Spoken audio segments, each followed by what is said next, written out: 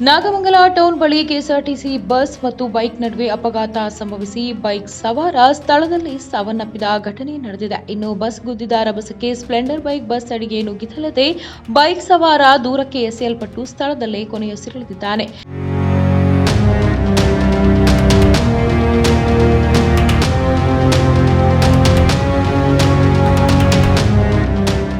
ಇನ್ನು ಅಪಘಾತ ಸಂಭವಿಸಿದ ರಭಸಕ್ಕೆ ಬೈಕ್ ಬಸ್ ಅಡಿಗೆ ಹೋಗಿ ನುಜ್ಜುಗುಜ್ಜಾಗಿದೆ. ಈ ಸಂಬಂಧ ನಾಗಮಂಗಲ ಪೊಲೀಸ್ ಠಾಣೆಯಲ್ಲಿ ಪ್ರಕರಣ ದಾಖಲಾಗಿದೆ.